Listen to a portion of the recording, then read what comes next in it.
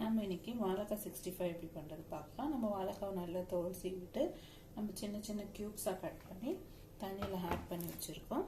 இப்போ இந்த தண்ணியெல்லாம் நம்ம நல்லா வாஷ் பண்ணி எடுத்துட்டு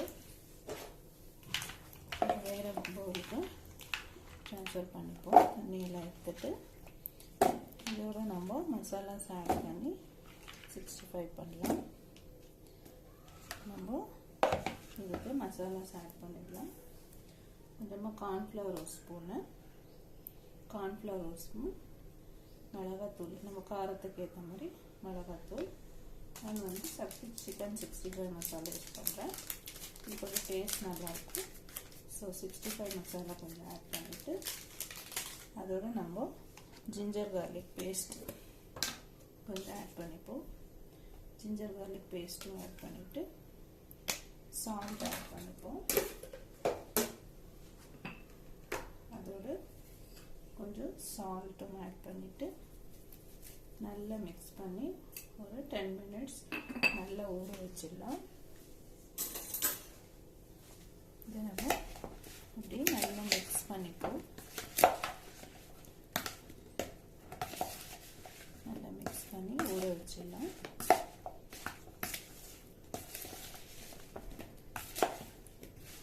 நம்ம இதை ஒரு 10 மினிட்ஸ் நல்லா ஊற வச்சு எடுத்துட்டு அப்புறமா நம்ம எண்ணெயில் பொரிச்சு எடுத்தோம்னா நம்ம வாழைக்காய் 65 ரெடி ஆகிடும். இது சாப்பிட ரொம்ப டேஸ்ட்டாக இருக்கும். தயிர் சாதத்தோட, ரச சாதத்தோட, சாம்பார் சாதத்தோட சைட் டிஷ்ஷாக சூப்பராகவும் பசங்க விரும்பி சாப்பிடுவாங்க. ஸோ ட்ரை பண்ணி பாருங்கள் ஃப்ரெண்ட்ஸ். ஒரு 10 மினிட்ஸ் நம்ம ரெஸ்ட் கொடுத்துட்டு அப்புறம் நம்ம ஆயில் ஹீட் பண்ணி அதில் பொரிச்சு எடுக்கலாம்.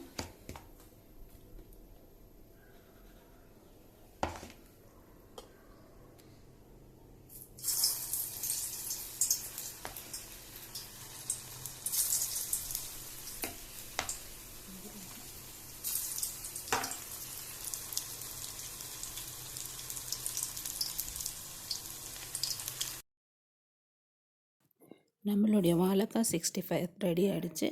நம்ம சுட சுட சாம்பார் சாதத்தோடு வச்சு சாப்பிடும்போது அருமையாக இருக்கும். ட்ரை பண்ணி பாருங்கள்.